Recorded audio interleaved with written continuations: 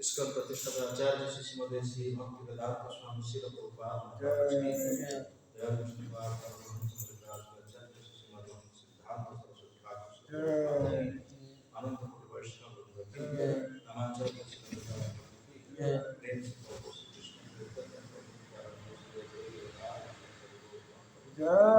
श्री श्री राधा कृष्ण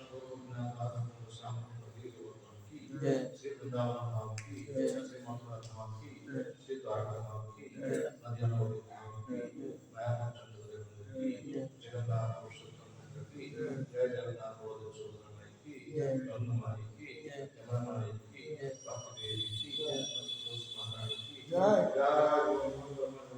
जय संकीर्तन जय रतरासन भाग समेत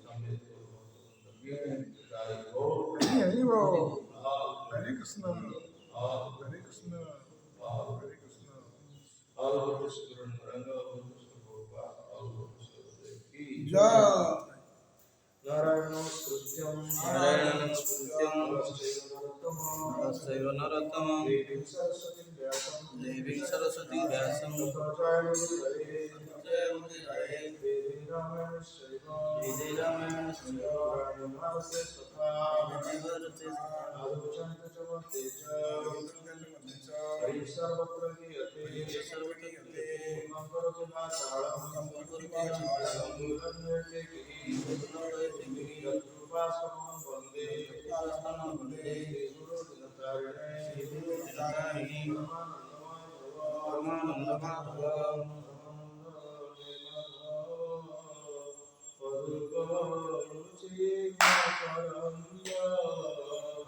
परमानंद हे माधव अदुगणुति मकरंद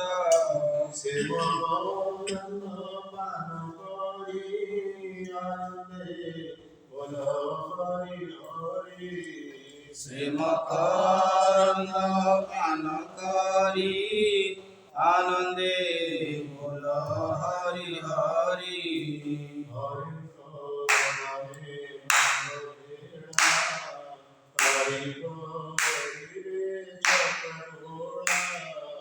हरि को नामे नंदहेरा हरि को रिवे कानोरा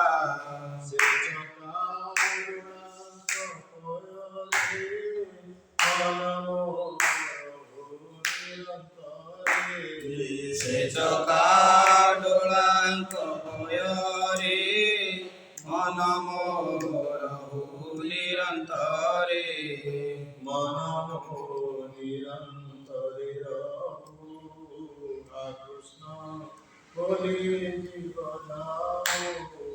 मन निरंतरे रहु कृष्ण बोले बजाओ कृष्ण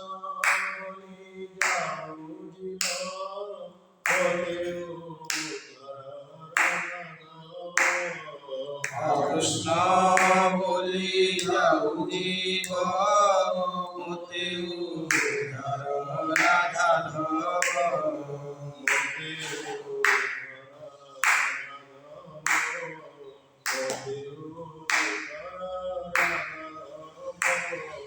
मोते उद्धार राधा धव मोते उद्धार राधा धव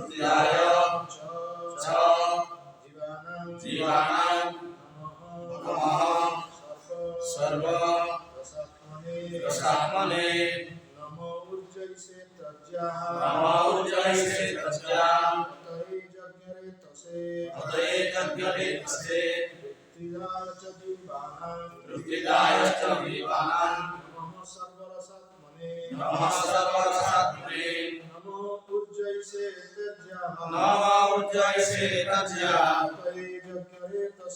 अतये यज्ञरे तसे पृथ्वीराय च जीवानां नमो सर्वरसात्मने नमो ऊर्जयसे तज्या नमो ऊर्जयसे तज्या अतये यज्ञरे तसे पृथ्वीराय च जीवानां पृथ्वीराय च जीवानां नमो सर्वरसात्मने नमो सर्वरसात्मने नमो ऊर्जयसे तज्या नमो ऊर्जयसे तज्या अतये यज्ञरे तसे पृथ्वीराय च जीवानां पृथ्वीराय च जीवानां नमो सर्वरसात्मने नमो सर्वरसात्मने नमो ऊर्जयसे तज्या नमो ऊर्जयसे तज्या अतये यज्ञरे तसे पृथ्वीराय च जीवानां नमो सर्वरसात्मने नमो सर्वरसात्मने नमो ऊर्जयसे तज्या नमो ऊर्जयसे तज्या अतये यज्ञरे तसे अतये यज्ञरे तसे पृथ्वीराय च जीवानां पृथ्वीराय च जीवानां सर्वरसात्मने नमो सर्वरसात्मने नमो ऊर्जयसे तज्या नमो ऊर्जयसे तज्या अतये यज्ञरे तसे अतये यज्ञरे तसे पृथ्वीराय च जीवानां पृथ्वीराय च जीवानां नमो सर्वरसात्मने नमो सर्वरसात्मने नमो ऊर्जयसे तज्या नमो ऊर्जयसे तज्या अतये यज्ञरे तसे पृथ्वीराय च जीवानां पृथ्वीराय च जीवानां नमो सर्वरसात्मने श्रद्धालु ଆପଣଙ୍କୁ ନମସ୍କାର ऊर्जे ପିତୃଲୋକର ଇସେ ଦେବତାମାନଙ୍କର ଅନ୍ନ ସ୍ୱରୂପଙ୍କୁ ତଜ୍ୟା ତିନି ବେଦର ଅତଏ ଈଶ୍ୱରଙ୍କୁ ଯଜ୍ଞ ରେତସେ ଚନ୍ଦ୍ରଲୋକର ଅଧିଷ୍ଠାତ୍ରୀ ଦେବତାଙ୍କୁ ତୃପ୍ତିଦାୟ ଯେ ସମସ୍ତଙ୍କୁ ତୃପ୍ତି ପ୍ରଦାନ କରନ୍ତି ସେ ଭଗବାନଙ୍କୁ ଚ ମଧ୍ୟ ଜୀବମାନଙ୍କର ନମସ୍କାର ସର୍ବରସ ଆତ୍ମନେ ସର୍ବବ୍ୟାପକ ପରମାତ୍ମାଙ୍କୁ ଅନୁବାଦ ଏ ଭଗବାନ ଆପଣ ଚନ୍ଦ୍ରଲୋକର ଅଧିଷ୍ଠାତ୍ରୀ ଦେବତା ଓ ତ୍ରିବେଦର ଈଶ୍ୱର ଅଟନ୍ତି ଆପଣ ଦେବତା ଓ ପିତୃଗଣଙ୍କର ଅନ୍ନ ସ୍ୱରୂପ ଆପଣ ଜୀବଗଣଙ୍କର ତୃପ୍ତିପଦ ବସ୍ତୁ ତେଣୁ ଆପଣଙ୍କୁ ନମସ୍କାର ପ୍ରଭୁପାଦଙ୍କ ଭାବ ଯେତେବେଳେ ଜୀବ ଏହି ଭୌତିକ ଜଗତରେ ଜନ୍ମଗ୍ରହଣ କରେ ବିଶେଷ କରି ମାନବ ରୂପରେ ଜନ୍ମଗ୍ରହଣ କରେ ସେତେବେଳେ ସେ ଦେବଗୁଣ ଋଷିଗୁଣ ଭୂତଗୁଣ ଆଦି ବିଭିନ୍ନ ଗୁଣରେ ରଙ୍ଗୀନ ହୋଇଥାଏ ଶାସ୍ତ୍ରରେ କୁହାଯାଇଛି ଦେବର୍ଷି ଭୂତାପ୍ତ ନୃଣାଂ ପିତୃଣାଂ ଏହିପରି ଭାବରେ ବ୍ୟକ୍ତିର ପିତୃଋଣ ପରିଶୋଧ କରିବାକୁ ଅଛି ଏଠାରେ ସେ ଶିବଜୀ ଭଗବାନ ଅନିରୁଦ୍ଧଙ୍କୁ ପ୍ରାର୍ଥନା କରୁଛନ୍ତି ସେ ଅନିରୁଦ୍ଧ ତାଙ୍କୁ ଏପରି ଶକ୍ତି ଦିଅନ୍ତୁ ଯେପରି ସେ ପିତୃଋଣ ଦେବଋଣ ଭୂତଋଣ ଋଷିଗୁଣ ଆଦି ସମସ୍ତ ଗୁଣରୁ ମୁକ୍ତ ହୋଇଯିବେ ଏବଂ ସମ୍ପୂର୍ଣ୍ଣ ରୂପେ ଭଗବାନଙ୍କ ସେବାରେ ଆତ୍ମନିୟୋଗ କରିପାରିବେ ଶ୍ରୀମଦ୍ ଭାଗବତରେ କୁହାଯାଇଛି ଦେବର୍ଷି ଭୂତାପ୍ତ ନୃଣାଂ ପିତୃଣାଂ ଲକ୍ଷ୍ମୀଙ୍କର ନାୟ ମୁନିଚ ରାଜନ ସର୍ବାତ୍ମନାଦେବ ଶରଣଂ ଶରଣ୍ୟଂ ଯତୋ ମୁକୁନ୍ଦଂ ପରିଭୁକ୍ତ ପାଠ୍ୟ ବ୍ୟକ୍ତି ସମ୍ପୂର୍ଣ୍ଣ ରୂପେ ଭଗବାନଙ୍କ ସେବାରେ ନିଯୁକ୍ତ ହୋଇଗଲେ ଦେବଋଣ ଋଷିଋଣ ପିତୃଋଣ ଆଦି ସମସ୍ତ ଋଣରୁ ମୁକ୍ତ ହୋଇଯାଏ ତେଣୁ ଶିବଜୀ ଭଗବାନ ଅନିରୁଦ୍ଧଙ୍କୁ ପ୍ରାର୍ଥନା କରୁଛନ୍ତି ସେ ତାଙ୍କୁ ଏପରି ଶକ୍ତି ଦିଅନ୍ତୁ ଯାହାଫଳରେ ସେ ସମସ୍ତ ପ୍ରକାର ଋଣରୁ ମୁକ୍ତ ହୋଇ ସମ୍ପୂର୍ଣ୍ଣ ରୂପେ ଭଗବାନଙ୍କ ସେବାରେ ନିଯୁକ୍ତ ହୋଇଯିବେ ଜୀବଗଣ ଖାଦ୍ୟରେ ଯେଉଁ ସ୍ୱାଦ ଗ୍ରହଣ କରୁଛନ୍ତି ବା ରସ ଆସ୍ୱାଦନ କରୁଛନ୍ତି ତାହା ସମଦେବ ବା ଚନ୍ଦ୍ରଲୋକର ଅଧିଷ୍ଠାତ୍ରୀ ଦେବତା ଜୀବଗଣ ଶ୍ରୀ ଶିବଜୀ ଭଗବାନ ଅନିରୁଦ୍ଧଙ୍କୁ ପ୍ରାର୍ଥନା କରୁଛନ୍ତି ସେ ଅନିରୁଦ୍ଧ ତାଙ୍କୁ ଏପରି ଶକ୍ତି ଦିଅନ୍ତୁ ଯେପରି ସେ ଭଗବାନଙ୍କ ପ୍ରସାଦ ବ୍ୟତୀତ ଅନ୍ୟ କୌଣସି ଖାଦ୍ୟର ସ୍ୱାଦ ଗ୍ରହଣ କରିବେ ନାହିଁ ଶିଳ ଭକ୍ତିବିନୋଦ ଠାକୁର ଏକ ସଙ୍ଗୀତ ଗାନ କରିଛନ୍ତି ଯେଉଁଥିରେ କୁହାଯାଇଛି ଯେ ସମସ୍ତ ଇନ୍ଦ୍ରିୟ ମଧ୍ୟରେ ଜିହ୍ବା ଅତି ଲୋଭନୀୟ ଅଟେ ଏବଂ ଏକ ବଡ଼ ଶତ୍ରୁ ମଧ୍ୟ ଅଟେ ଯଦି ବ୍ୟକ୍ତି ଜିହ୍ବା ସଂଯମ କରିପାରନ୍ତି ତାହେଲେ ସେ ଅତି ସହଜରେ ଅନ୍ୟ ଇନ୍ଦ୍ରିୟମାନଙ୍କୁ ସଂଯୋଗ କରିପାରିବେ କେବଳ ଭଗବାନଙ୍କ ପ୍ରସାଦ ସେବନ କଲେ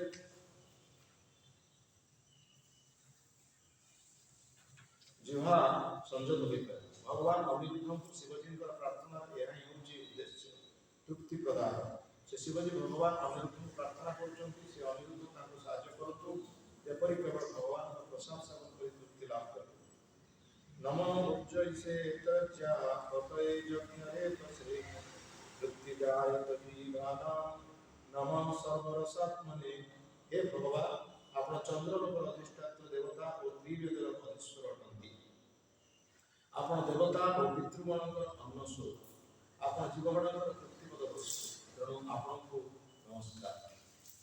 ତ এই ଶ୍ଳୋକରେ ବିଶେଷ କରି ଶିବଜୀ ଭଗବାନ ଉଦ୍ଦେଶ୍ୟରେ ପ୍ରାର୍ଥନା କରୁଛନ୍ତି ଏବଂ ଭଗବାନଙ୍କର ଯେଉଁ ଚତୁର୍ବ୍ୟୁହ କୁହାଯାଇଛି, ଭଗବାନଙ୍କର ବିସ୍ତୃତାଂଶ ଚାରି ଦିଗରେ ଅଛନ୍ତି, ବାସୁଦେବ, ସଂକର୍ଷଣ, ପ୍ରଦ୍ୟୁମ୍ନ ଏବଂ ଅନିରୁଦ୍ଧ।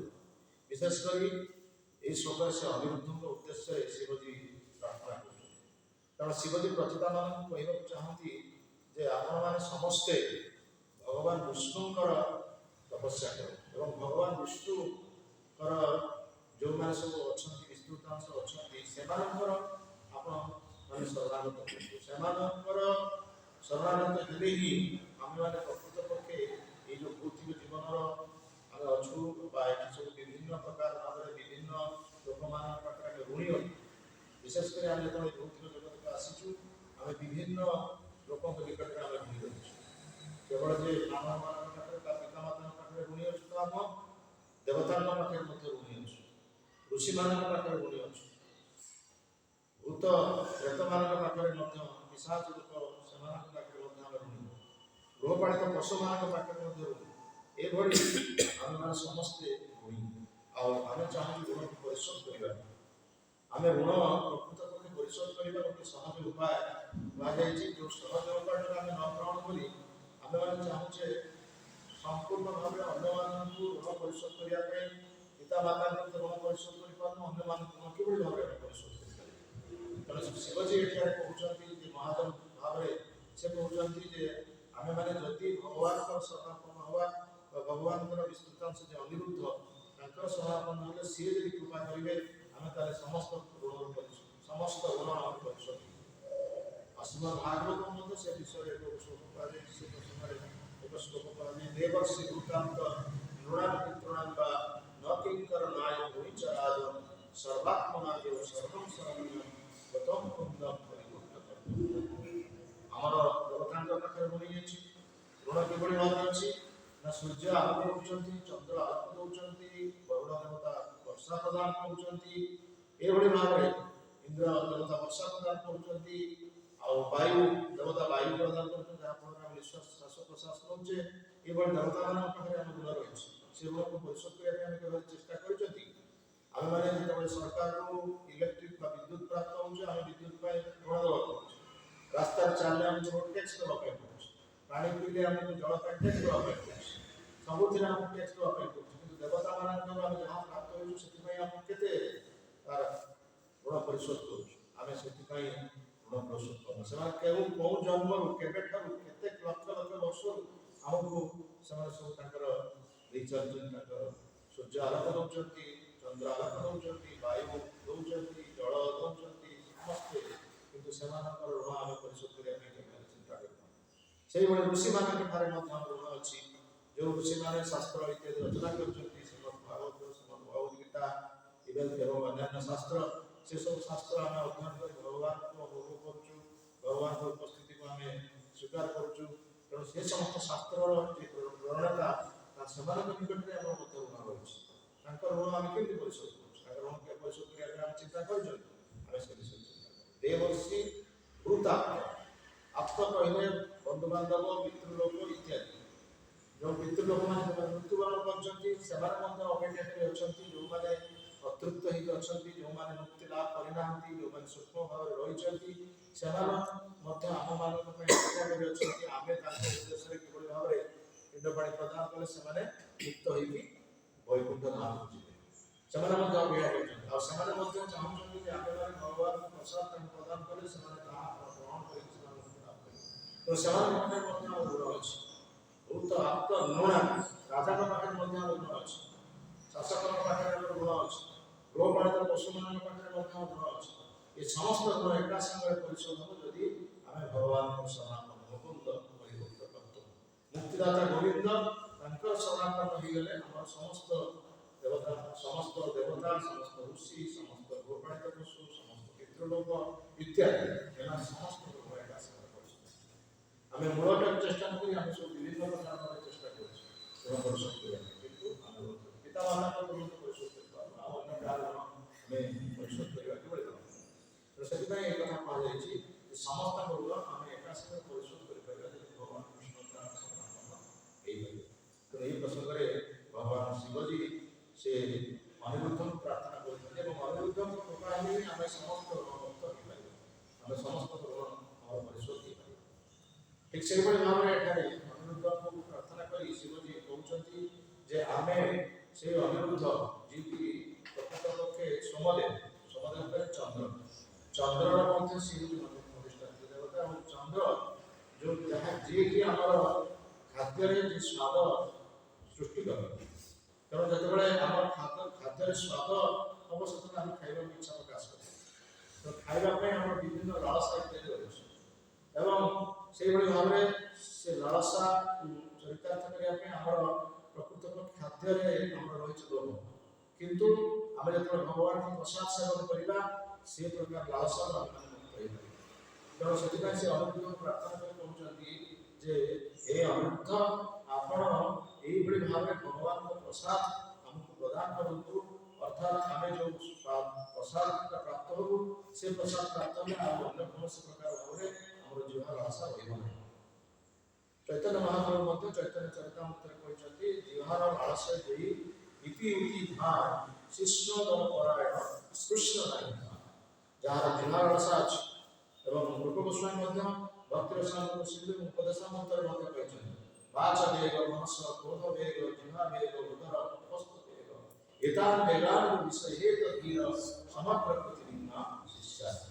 ଆମର ଯେଉଁ ଛଅଟା ବେଗ ଅଛି, ଆମ ଶରୀରରେ ଛଅଟା ବେଗ ଅଛି, ତେଣୁ ଏ ଛଅଟା ବେଗକୁ ଆମକୁ ନିୟନ୍ତ୍ରଣ କରିବା ପାଇଁ ପଡ଼ିବ।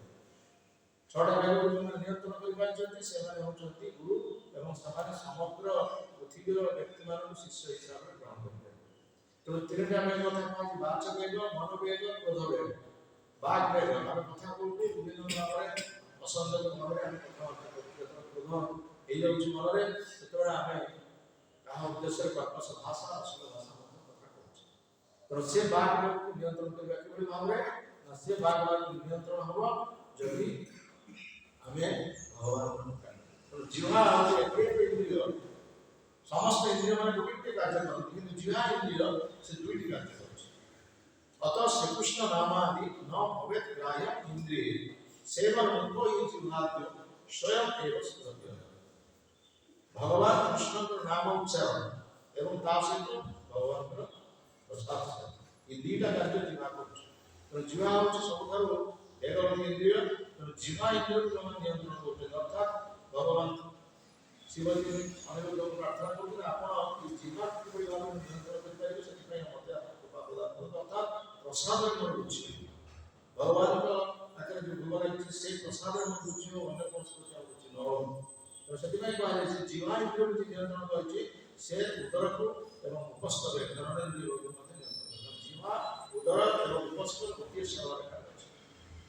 ତେଣୁ ବାଚ ବେଗ, ମନ ବେଗ, କ୍ରୋଧ ବେଗ, ଜିହ୍ବା ବେଗ, ଉଦର ବେଗ, ଉପସ୍ଥ ବେଗ, এই ଛଅ ବେଗକୁ ଯେଉଁମାନେ ନିୟନ୍ତ୍ରଣ କରୁଛନ୍ତି ସେମାନେ ପ୍ରକୃତ ପକ୍ଷେ ସମଗ୍ର ବ୍ୟକ୍ତି ପୃଥିବୀର ଯେତେ ବ୍ୟକ୍ତିଙ୍କୁ ସମସ୍ତଙ୍କୁ ଶିଷ୍ୟ ଭାବରେ ଗ୍ରହଣ କରିବେ। ରୂପ ଗୋସ୍ୱାମୀ ଏ କଥା କହିଛନ୍ତି। ତାପରେ ଚୈତନ୍ୟ ମହାପ୍ରଭୁ ମଧ୍ୟ ରଘୁନାଥ ଦାସ ଠାକୁରଙ୍କୁ ମଧ୍ୟ ଚୈତନ୍ୟ ଚରିତାମୃତରେ ମଧ୍ୟ ଏହି ଜିହ୍ବା ବେଗ ବିଷୟରେ କହିଛନ୍ତି ଯେ ଯେତେବେଳେ ରଘୁନାଥ ଦାସ ଗୋସ୍ୱାମୀ ଆସିଲେ ତ୍ୟାଗ କରିକି ମହାପ୍ରଭୁଙ୍କ ନିକଟରେ ପ୍ରଥମେ ତ ସେ ତାକୁ ଫେରାଇ ଦେଇଥିଲେ, କହିଲେ ତୁମେ ଯାହା ବୈରାଗ୍ୟ ତୁମର ପରିପକ୍ୱ ହେଲା ପରେ ତୁମେ ଆସିବ। ତାପରେ ଯେତେବେଳେ ଆସିଛନ୍ତି ସେତେବେଳେ ସେ କହିଛନ୍ତି ভাল না খাইব আর ভালো না করিব, ব্রজে রাধা কৃষ্ণ সেবা মানসে করিব, অন্তরে নিষ্ঠা বাহে লোক ব্যবহার অচিরাত কৃষ্ণ তোমার বৈরাগ্যের উদ্দেশ্যটা নাম সংকীর্তন শাক পত্র ফল ফল উদর কর। রঘুনাথ দাস গোস্বামী তুমি তো বৈরাগ্য ভাবে আসছো, তুমি তো জমিদার হব, তোমার বিভিন্ন প্রকার ସବୁ ଲୋଭ ଅଛି, ଖାଇବାର ଲୋଭ ଅଛି, ଭଲ ଜିନିଷ ପିନ୍ଧିବାର ଲୋଭ ଅଛି, ଅର୍ଥର ଲୋଭ ଅଛି। ତେଣୁ ଏସବୁ ରୋଗରୁ ତୁମକୁ ଏସବୁ ରୋଗରୁ ତୁମକୁ ମୁକ୍ତ ହେବା ପାଇଁ ପଡ଼ିବ। ବିଶେଷ କରି ଖାଇବା, ଭଲ ଜିନିଷ ଖାଇବ ନାହିଁ, ଭଲ ଯେଉଁଟା ପାଟିକି ଲାଗୁଛି ତାକୁ ଖାଇବ ନାହିଁ। ଭଲ ଜିନିଷ ଖାଇଲେ ତାହା ଶରୀରରେ ରୋଗ ସୃଷ୍ଟି ହେବ। ତେଣୁ ସେଥିପାଇଁ ଯେଉଁଟା ପାଟିକୁ ରୁଚିକର ନୁହଁ ତାକୁ ଖାଅ। ସେଥିପାଇଁ ଭଲ ନା ଖାଇବ আর ভালো না করিব, ଭଲ ବିଛଣାରେ ମଧ୍ୟ ତୁମେ ଶୋଇବନି। ଭଲ ବିଛଣାରେ ଶୋଇଲେ ଆମର ଉପଭୋଗର ଚିନ୍ତାଧାରା ମନରେ ଜାଗ୍ରତ ହେବ। ଶ୍ରୀମଦ୍ ଭାଗବତରେ 17 ସ୍କନ୍ଧରେ ସୁବର୍ଣ୍ଣ ପ୍ରସିଦ୍ଧ ଅର୍ଥ ହେଉଛି ସୁନ୍ଦର ଶଯ୍ୟା, ଯିଏକି ସୁନ୍ଦର ଶଯ୍ୟାରେ ସହିତ ଉପଭୋଗ କରୁଥିଲା। ଆଉ ସୁବର୍ଣ୍ଣ ଥିଲା ତାର କଳସ। ତ ଏହି ପ୍ରକାର ଭାବରେ ଅସୁରମାନେ ସମସ୍ତେ ଭୋଗମୟ ଜୀବନ ଯାପନ କରୁଥିଲେ। ସେଥିପାଇଁ ମହାପ୍ରଭୁ କହିଛନ୍ତି ଏହି ଭୋଗମୟ ଜୀବନରୁ ବିରତ ହେବା ପାଇଁ ହେଲେ ତୁମେ ଭଲ ଜିନିଷ ଖାଇବ ନାହିଁ କିମ୍ବା ଭଲ ବିଛଣାରେ ଶୋଇବ ନାହିଁ। ଆମର ଜଗଦାନନ୍ଦ ପଣ୍ଡିତଙ୍କ ଉଦାହରଣ ଅଛି। ଜଗଦାନନ୍ଦ ପଣ୍ଡିତ ଚୈତନ୍ୟ ମହାପ୍ରଭୁ ପାର୍ଶ୍ୱ ଥିଲେ। ସେ ମହାପ୍ରଭୁଙ୍କର ବିଶେଷ କରି ଯେତେବେଳେ ମହାପ୍ରଭୁ ରାସ୍ତାରେ ଯାଉଥିଲେ ନାମ କୀର୍ତ୍ତନ କରୁଥିଲେ, ବିଶେଷ କରି ମନ୍ଦିର ମସ୍ତକ ହେଇ ଯେତେବେଳେ କୀର୍ତ୍ତନ କରୁଥିଲେ, ସେତେବେଳେ ଜଗଦାନନ୍ଦ ପଣ୍ଡିତ ମନ ଦୁଃଖ ହେଉଥିଲା ଯେ ଖରାରେ ସେ ମହାପ୍ରଭୁ ଯାଉଛନ୍ତି ଆଉ ସୂର୍ଯ୍ୟ କିରଣ ପଥରେ ପଡୁଛି, ସେତେବେଳେ ତାଙ୍କୁ ବହୁତ କଷ୍ଟ ହେଉଥିବ। ଆଉ ରାତିରେ ଆସି ଶୋଉଛନ୍ତି, ଭୂମିରେ ଶୟନ କରୁଛନ୍ତି, ତାଙ୍କୁ କଷ୍ଟ ହେଉଥିବ। ତ ତାଙ୍କ ପାଇଁ ଗୋଟେ ଗଦି ଦରକାର। ଆଉ ତାଙ୍କର ଯେଉଁ ମସ୍ତକ ମୁଣ୍ଡ ନେଇଛନ୍ତି, ସେ ମସ୍ତକ ଖରାପ କଷ୍ଟ ହେଉଥିବ। ତେଣୁ ତାଙ୍କ ପାଇଁ ଚନ୍ଦନ ତୈଳଟା ନିଶ୍ଚୟ ଭାବରେ ଆଣିବାକୁ। ତେଣୁ ସେ ସଂଗ୍ରହ କରି ଗୋଟେ ମାଟିଆ ଚନ୍ଦନ ତୈଳ ଜଗଦାନନ୍ଦ ପଣ୍ଡିତ ଆଣିଥିଲେ ଏବଂ ଗୋବିନ୍ଦଙ୍କୁ ତା ଦେଇ କହିଲେ ଯେ ମହାପ୍ରଭୁଙ୍କର ସେବାରେ ମହାପ୍ରଭୁ ମସ୍ତକରେ ଏକ ମାଲିସ ହେଲେ ମସ୍ତକଟା ଥଣ୍ଡା ରହିବ। କାରଣ ଚନ୍ଦନ ଶୀତ, ତେଣୁ ଚନ୍ଦନ ତୈଳ ମାଲିସ କଲେ ମସ୍ତକ ଥଣ୍ଡା ରହିବ ଏବଂ ମହାପ୍ରଭୁ ଆଉ କିଛି କଷ୍ଟ ହେବ।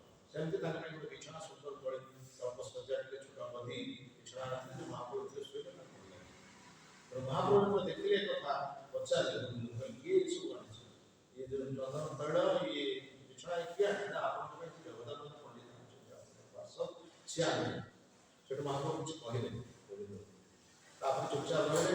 ତା ପରଦିନ ଜଗଦାନନ୍ଦ ପଣ୍ଡିତ ପୁଣି ଗୋବିନ୍ଦକୁ ପଚାରିଲେ ଯେ ତୁମେ ମହାପ୍ରଭୁ କଥା କହିଲ ମୁଁ ଯେଉଁ ଆଣିଥିଲି ତୈଳ ଏବଂ ବିଛଣା, ହଁ ମୁଁ କହିଲି, କିନ୍ତୁ ସେ ନିରୁତ୍ତର କିଛି କହିଲେନି। ତାପରେ ପୁଣି ଜଗଦାନନ୍ଦ ପଣ୍ଡିତଙ୍କ କଥା ଗୋବିନ୍ଦ ମହାପ୍ରଭୁ କହିଲେ ଯେ ଆପଣଙ୍କ ପାଇଁ ଇଏ ଆଣିଛନ୍ତି, ସେ ଚନ୍ଦନ ତୈଳ ଆଉ ଏ ସବୁ ଆଣିଛନ୍ତି, ଆପଣ ତାକୁ ବ୍ୟବହାର କରିବେ। ମହାପ୍ରଭୁ କହିଲେ ତୁମେ ଜଗନ୍ନାଥଙ୍କୁ କହିବ ସେ ଯେଉଁ ଚନ୍ଦନ ତୈଳ ଆଣିଛି ସେଟାକୁ ସେ ଜଗନ୍ନାଥଙ୍କ ସେବା ପାଇଁ ଜଗନ୍ନାଥଙ୍କର ଦୀପ ଯେଉଁ ଆସୁଛି ସେଠି, ସେ ଦୀପରେ ଚନ୍ଦନ ତୈଳ ଦେଇଦେଲେ, ଚନ୍ଦନ ତୈଳ ଦୀପରେ ରହିଲେ, ସେ ଦୀପ ଜଳିବ। ଆମର ପାଇଁ ସେସବୁ ଦରକାର। କାହିଁକି ନା ମୁଁ ସନ୍ନ୍ୟାସୀ ଏସବୁ ବସ୍ତୁକୁ ତ୍ୟାଗ କରିଛି। ସୁଗନ୍ଧିତ ବସ୍ତୁ ଯଦି ମୋ ମସ୍ତକରେ ଲଗେଇବି ତାହେଲେ ମୋତେ ମୋ ପ୍ରତି ଲୋକମାନେ ଆକୃଷ୍ଟ ହେବେ, ବିଶେଷ କରି ସ୍ତ୍ରୀମାନେ, ବିଶେଷ କରି ଯୁବତୀ ସ୍ତ୍ରୀମାନେ ମୋ ପ୍ରତି ଆକୃଷ୍ଟ ହେବେ। ତାହେଲେ ଯୁବତୀ ସ୍ତ୍ରୀକୁ ଆକର୍ଷଣ କରିକି ମୋର ସନ୍ନ୍ୟାସ ଧର୍ମକୁ କ'ଣ ନଷ୍ଟ କରିବା ପାଇଁ ଚାହୁଁଛି ଜଗଦାନନ୍ଦ? କହିଦିଅ ଚନ୍ଦନ ତୈଳକୁ ନେଇକି ସେ ଜଗନ୍ନାଥ ଦୀପରେ ଦେବେ। ଏ ପ୍ରକାର ଆମର ଯଦି କହିଲେ ଗଦି, ଏ ଗଦି ମୁଁ ବ୍ୟବହାର କରିବି, ମୁଁ ସେମିତି ମୋ ଭୂମିରେ ସ୍ନାନ କରିବି। ଏ କଥା ଗୋବିନ୍ଦ ଜଗଦାନନ୍ଦ ପଣ୍ଡିତ କହିଲେ ଯେ ମହାପ୍ରଭୁ ଏ କଥା କହିଲେ। ମହାପ୍ରଭୁ କଥା ଶୁଣିକି ଜଗଦାନନ୍ଦ ପଣ୍ଡିତ ଏଭଳି ଅଭିମାନ ହେଇଗଲା, ସେ ସାଙ୍ଗେ ସାଙ୍ଗେ ସେ ଚନ୍ଦନ ତୈଳ ଆଣିକି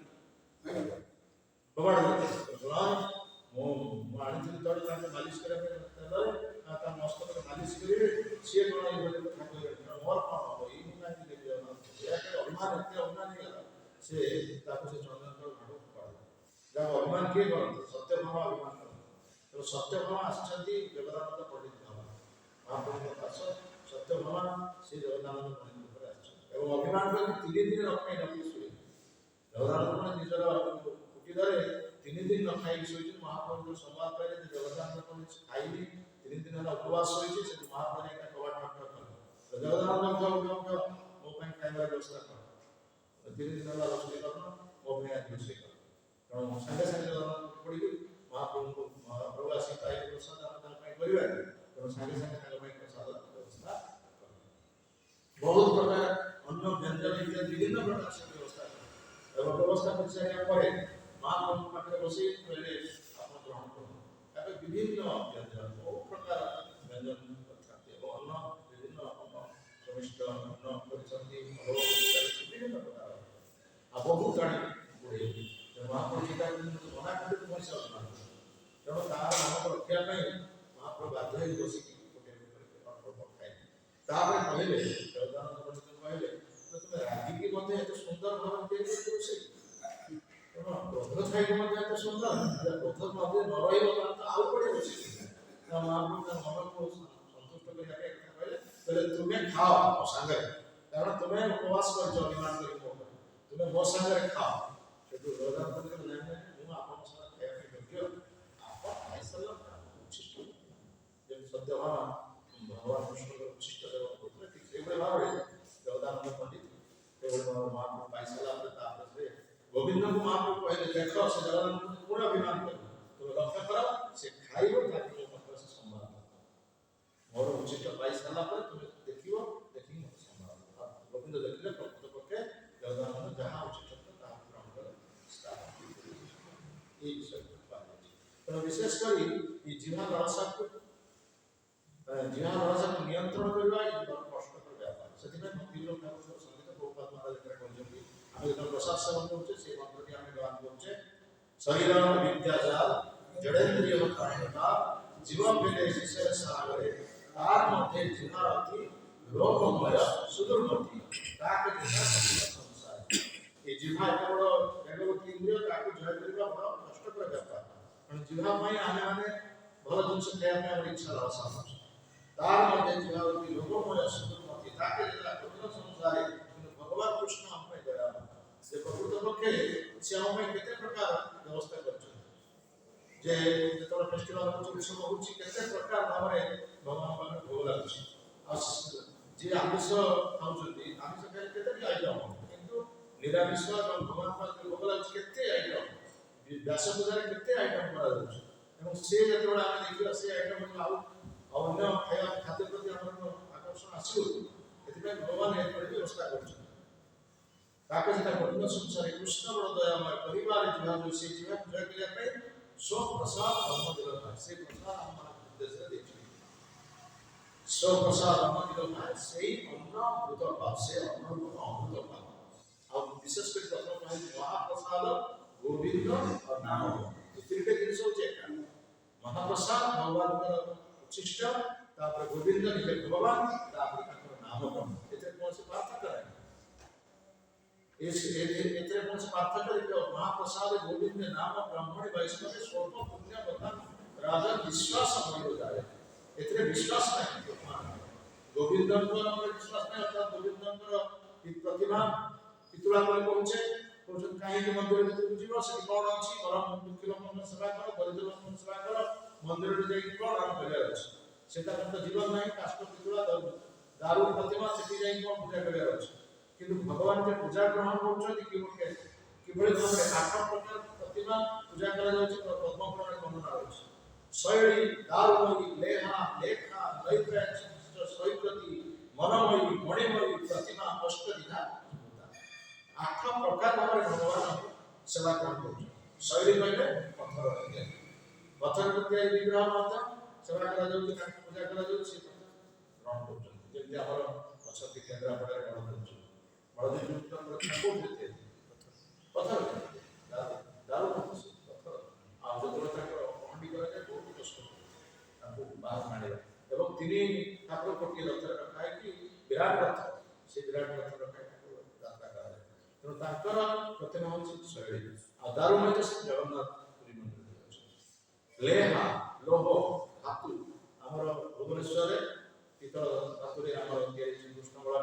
निताय से धातु के और लेखा लेखा लेखा पहले चित्रपट रे मध्य हम प्रकार की पूजा को क्षेत्र मध्य भगवान सेवा काम और अंकुजा में काथरे मध्य चित्र आसन क्षेत्र मध्य सेवा काम सहित बाली रे मध्य केरी करते जेंति जगन्नाथ दास को नाम आले बलराम दास ताको जेतबे रथ विदा करते आला बलराम दास जेतबे जगन्नाथ से प्रिय भक्त से जो रथ यात्रा आसी रथ पूरा बुकिया पे चेष्टा करे पड़ा जबरदस्त गले पड़ जाइता पड़ बुला कर तो शरीर में था वस्त्र के विभिन्न प्रकार के पदार्थ लागे को बेचा से काम जेतरा तो हमको विदा कर बलराम दास अभिमान करके आसी समुद्र कूल बाली रे प्रतिमा निर्माण बाली रे ठाकुर निर्माण कर जगन्नाथ महोदय सुंदर निर्माण कर जे आप प्रकृति में आपन भक्ति भक्त होइतिबी एवं आपन जे प्रकृत भक्ति करतिबी ताले आपन एठे रहिबे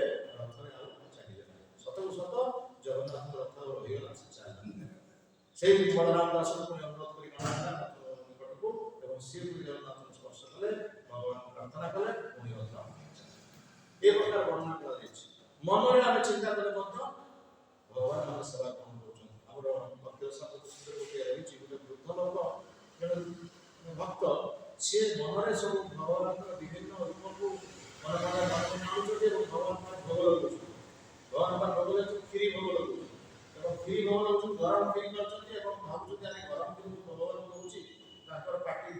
ପୋଡ଼ିଯିବ ତେଣୁ ସେ ନିଜ ଆଙ୍ଗୁଠି ତା ଭିତରେ ଲଗେଇ ଦେଉଛି ଦେଖିଲା ସେ ଆଙ୍ଗୁଠିଟା ପୋଡ଼ିଯାଉଛି ସତ ଦେଖିଲା ଆଙ୍ଗୁଠି ପୋଡ଼ିଯାଉଛି ମନରେ ମଧ୍ୟ ଚିନ୍ତା କରିକି ମଧ୍ୟ ଭଗବାନ ପାଖରେ ଭୋଗ ଲଗେଇବା କଥା ଭଗବାନଙ୍କୁ ଚିନ୍ତା କରିକି ଭଗବାନ ସେ ସେବା ଗ୍ରହଣ କରୁଛନ୍ତି ସେଥିପାଇଁ ଭଗବଦ୍ଗୀତାରେ ଭଗବାନ କହିଲେ ମନମନା ଭବ ମନ ଭକ୍ତ ମଜ୍ଜାଜି ମାମ ନମସ୍କୁରୁ ମନରେ ମୋତେ ରଖ ତେଣୁ ମନଟା ବଡ଼ କାଲି ଆମେ ସେ ମନ ବିଷୟରେ କହୁଥିଲେ ତେଣୁ ମନରେ ମଧ୍ୟ ତାଙ୍କୁ ରଖିବା ଉଚିତ ଆଉ ସେ ମନ ପ୍ରକୃତ ପକ୍ଷେ ବଡ଼ ଦୁଷ୍ଟ ସେ ଦୁଷ୍ଟ ମନକୁ ନିୟନ୍ତ୍ରଣ କରିବା ପାଇଁ ସବୁବେଳେ ତାକୁ ପ୍ରହାର କରିବା ଉଚିତ କାଲି ଆମେ ତେଣୁ ସେ ମନଟା ଭଗବାନ ଦେବା ପାଇଁ ମଧ୍ୟ କୁହାଯାଉଛି ଭଜନ ପ୍ରିୟ ମନ ଶ୍ରୀ ନନ୍ଦନନ୍ଦନ ଅଭୟ ଚରଣ ଏ ମନକୁ ଭଗବାନ ବ୍ୟବହାର ସେଥିପାଇଁ ବିଭିନ୍ନ ଭାବରେ ଭଗବାନ ସେବା କରୁଛନ୍ତି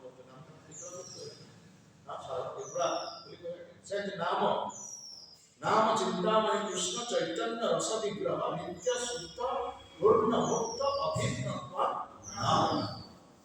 ନାମ ହଉଛି ଚିନ୍ତାମଣି एतद् निर्विद्यमानं इच्छता अकुतो भयं जोगिनां द्वैत निर्मित हरे नामानुकीर्तनं चलो भागवत करे पाउछि भगवान को छेड़ी दे भगवान को नामर महत्व एतद् निर्विद्यमानं अर्थात जहां पर कौनसी प्रकार कामना वासना नहीं इच्छता जहां पर बहुत प्रकार चिंता अछि बहुत प्रकार कामना अछि जहां पर बहुत प्रकार कामना अछि अकुतो भयं जो माने निर्भीक अर्थात भक्त मान को काटे कुआ जाय छै जो मान को विभिन्न प्रकार कामना अछि जो मान को विभिन्न प्रकार कामना नाही जो मान भक्त सेमान को निमित्त आगो ऋषि मान सब निर्मित कर सारछन जो बिना रूप निर्मित हरे नाम कीर्तन सेमाने हरि नाम कीर्तन रो महत्व प्रतिपादन होती नाम कीर्तन कर समस्त कामना अकाम सर्व काम वा मोक्ष काम उदारति तीव्रेण भक्ति योगेन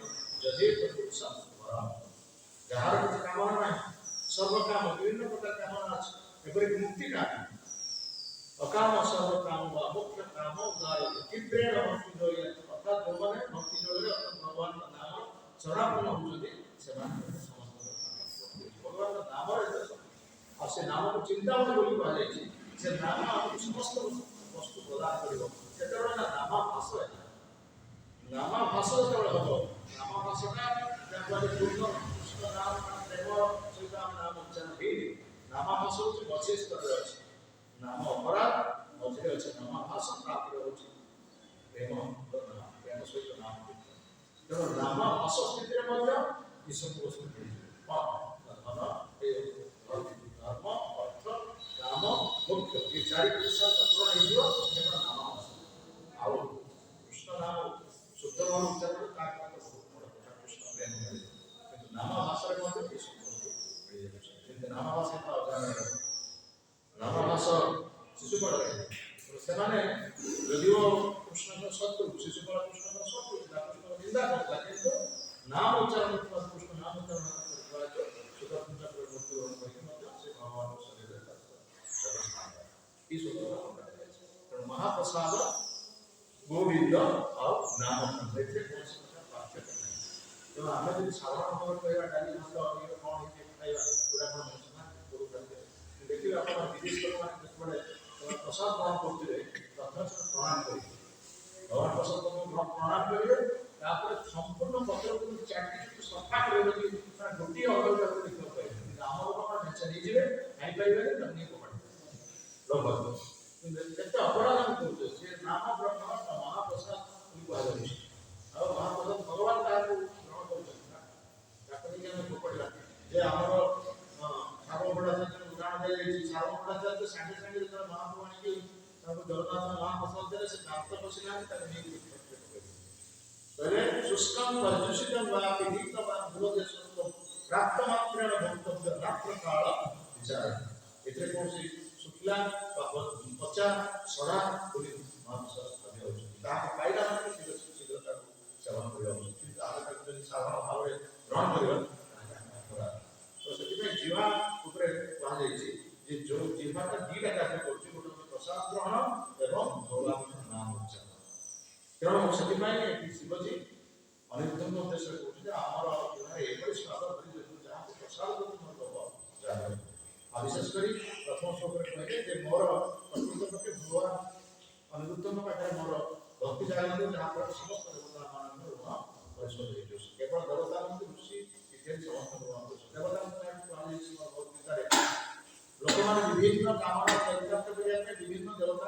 ସମାପନ ହେଉଛି ସେମାନେ ଜାଣିପାରୁନାହାନ୍ତି ଯେ ଭଗବାନ କୃଷ୍ଣଙ୍କର ପୂଜା କଲେ ଯେ ସମସ୍ତ ଦେବତା ସମସ୍ତ ଋଷି ସମସ୍ତ ସନ୍ତୁଷ୍ଟ ହେବେ କାମେ ଶ୍ରେଷ୍ଠ ଋତ ଜ୍ଞାନ ପ୍ରପଦ୍ୟନ୍ତେ ଅନ୍ନ ଦେବତା ତମ ନିୟମାସ୍ତାୟ ପ୍ରକୃତି ବିଭିନ୍ନ ପ୍ରକାର କାମନା ଚରିତାର୍ଥ କରିବା ପାଇଁ ବିଭିନ୍ନ ଦେବତାଙ୍କ ସମାପନ ହେଉଛି ବିଭିନ୍ନ ଦେବତାମାନେ ଯେଉଁ ଫଳ ପ୍ରଦାନ କରୁଛନ୍ତି ସେମାନେ ନମସ୍କାର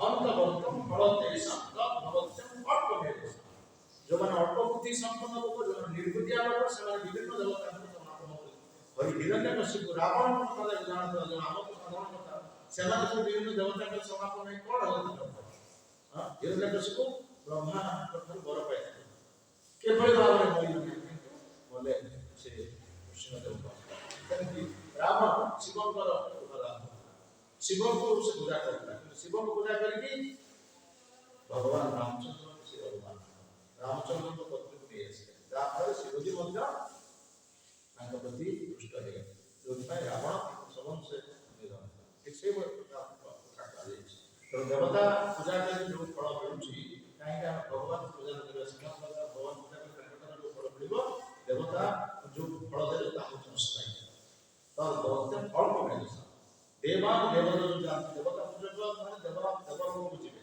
କିନ୍ତୁ ଜାତି ମଦ୍ଭକ୍ତ ଜାତି ମହାଭକ୍ତ ମୋ ଭକ୍ତ ମାନେ ମୋ ପାଖକୁ ଆସିବେ ଏବଂ ମୋ ପାଖକୁ ଆସିଲେ ମଧ୍ୟ ପ୍ରତ୍ୟାବର୍ତ୍ତନ କରିବା ପାଇଁ ସମ୍ଭାବନା କି ଦେବତା ପାଖକୁ ଦେବଲୋକକୁ ଗଲେ ପ୍ରତ୍ୟାବର୍ତ୍ତନ କରିବାର ସମ୍ଭାବନା ଅଛି ଏପରିକି ବ୍ରହ୍ମଲୋକକୁ ଗଲେ ମଧ୍ୟ ପ୍ରତ୍ୟାବର୍ତ୍ତନ କରୁଛି ଆ ବ୍ରହ୍ମ ଭୁବନାଥ ଲୋକା ଦିନ ଅର୍ଜୁନ ମା ବ୍ରହ୍ମଲୋକକୁ ଗଲେ ମଧ୍ୟ ଆମର ପୁଣ୍ୟକର୍ମର ଫଳ ଶେଷ ହେଇଗଲା ପରେ କିନ୍ତୁ ମୋ ଲୋକକୁ ଆସିଲା ପରେ ଯେଉଁମାନେ ମୋ କଥା ଜାଣିଛନ୍ତି ଏବଂ ମୋ ଲୋକକୁ ଯେଉଁମାନେ ଆସିଲେ ଭଗବତ ଧାମକୁ ଯେଉଁମାନେ ଆସିବେ ସେମାନେ ତାଙ୍କର ଫେରିବାର ସମ୍ଭାବନା ଭଗବତ ଧାମ ସମ୍ପର୍କ ଜାଣିଥିଲେ ହବ ଆମେ ତ ସେଇଠାରେ ହିଁ ରହିଯାଉଛୁ ଆମେ ବିଭିନ୍ନ ଦେବତାଙ୍କ କଥା ପାଖରେ ରହିଯାଉଛୁ ଆମେ ତ ଭଗବାନ କୃଷ୍ଣ ପାଖକୁ ଯାଉନୁ ଭଗବାନ କୃଷ୍ଣ ପାଖକୁ ଗଲେ ସିନା ଆମେ ଆଉ ଫେରିବା ସମ୍ଭବ ନୁହଁ କିନ୍ତୁ ଆମେ ସେଇ ଦେବତାଙ୍କ ପାଖରେ ରହିଯାଉଛୁ ଏଇ ଦେବତା ଆମର ଏଇ ଫଳ ପ୍ରଦାନ କରିବେ ଏଇ ଦେବତା ଆମର ଏଇ ଫଳ ପ୍ରଦାନ କରିବେ ଏଇ ଦେବତା ଆମେ ଏଇ ଫଳ ପ୍ରଦାନ କରିବେ ତେଣୁ ସେଇ ଦେବତାଙ୍କ ପାଖରେ ରହୁଛୁ କିନ୍ତୁ ଯେଉଁମାନେ କୃଷ୍ଣ ଭକ୍ତି ଆଚରଣ କରୁଛନ୍ତି ସେମାନେ ହେଉଛନ୍ତି ଯେଇ ଜନ ଭଜେ କୃଷ୍ଣ ସେ ଅଛନ୍ତି ତେଣୁ କୃଷ୍ଣଙ୍କୁ ଭଜନ କଲେ ଆମେ ଯିବା ଭଗବତ ଧାମକୁ ଆଉ ଆମର ପ୍ରତ୍ୟାବର୍ତ୍ତନର ସମ୍ଭାବନା ନାହିଁ ତେଣୁ ଯେ ଭକ୍ତ ସେ ବୁଦ୍ଧିମାନ ସେ ହେଉଛି ଚତୁର ସେ ପ୍ରସଙ୍ଗ ଗୋଟେ କଥା କୁହାଯାଇଛି ଗୋଟେ ରାଜାଙ୍କର ବହୁତ କୃତ୍ୟ ଥିଲେ ରାଜା ଏମିତି ମନ ଖୁସି ହେଲା ଦିନେ ସମସ୍ତ କୃତ୍ୟକୁ ମୁଁ ସନ୍ତୁଷ୍ଟ କରିବି ତେଣୁ ସମସ୍ତ କୃତ୍ୟ ଲାଗି କହିଲେ ଯାହା ଆବଶ୍ୟକ ନେଇଯାଅ ତେଣୁ କିଏ କହିଲା ଆଜ୍ଞା ଆମର ଜଳ ଦରକାର ଅଛି କିଏ କହିଲା ଆମର ଟଙ୍କା ଅର୍ଥ ଦରକାର ଅଛି କିଏ କହିଲା ଆମର ଜମିଜମା ଜମି ଦିଅ କିଏ କହିଲା ଆଜ୍ଞା ଆମେ କୋଉଠି ଚାକିରି କରୁ କରିଦିଅ ରାଜା ସମସ୍ତଙ୍କର ଇଚ୍ଛା ପୂରଣ କଲେ ତାପରେ ଶେଷରେ ତାଙ୍କର ଗୋଟେ ବିଶ୍ୱାସ ପାଖି ପାଖି କହିଲେ ମୋର କ'ଣ ଦରକାର କହିଲେ ଆଜ୍ଞା ମୋର କିଛି ଦରକାର କହିଲେ ଆଜ୍ଞା ମୋର କିଛି ଦରକାର ନାହିଁ କିଛି ଦରକାର ନାହିଁ ସମସ୍ତେ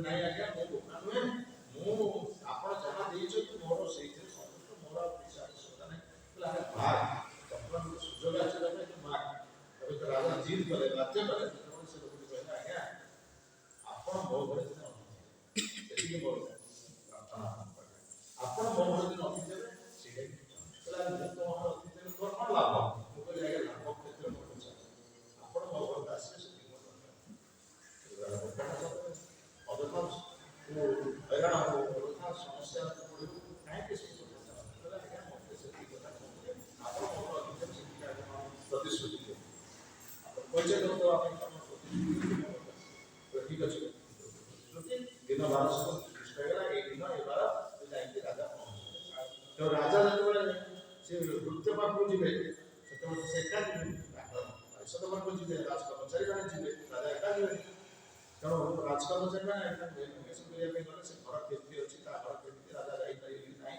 ରାଜା ସେଠି ବସିପାରିବେ କି ନାହିଁ ସେ ଲୋକମାନେ ଯେଉଁ ଆସି ଦେଖିଲେ ସେ ଘର ହେଉଛି ଚାଳ ପଡ଼ିଆ ଘର ତା ଘର ଛପର ସେ କରିପାରୁନି ଏପରିକି ତା ଭିତରେ ଘର ଭିତରେ ନୂଆଣିଆ ଚାଳ ସେ ତା ଭିତରେ ଗଲେ ମଧ୍ୟ ମୁଣ୍ଡରେ ବାଜିବ ଚାଳ ବାଜିବ କି ରାଜା ଏ ଘରକୁ ଆସିବେ ତେଣୁ ସେମାନେ ଚିନ୍ତା କଲେ ରାଜା ପ୍ରକୃତ ପକ୍ଷେ ଏ ଘରକୁ ଆସିବେ ଯେ ରାଜାଙ୍କ ଆସିବା ପାଇଁ ସ୍ୱତନ୍ତ୍ର ପ୍ରାସାଦ ଭଳି ଘର ତିଆରି ହେଉଛି ତେଣୁ ରାଜପ୍ରାସାଦ ତିଆରି ହେଲା କେବଳ ତ ରାଜା ଆସିବେ ମନ୍ତ୍ରୀ ଆସିବେ ପରିମଳ ଆସିବେ ସେନାପତି ଆସିବେ ସମସ୍ତେ ଆସିବେ ପାରିଷଦ ବର୍ଗ ସେମାନଙ୍କ ପାଇଁ ମଧ୍ୟ ପୁତ୍ର ସବୁ ଦେଖା।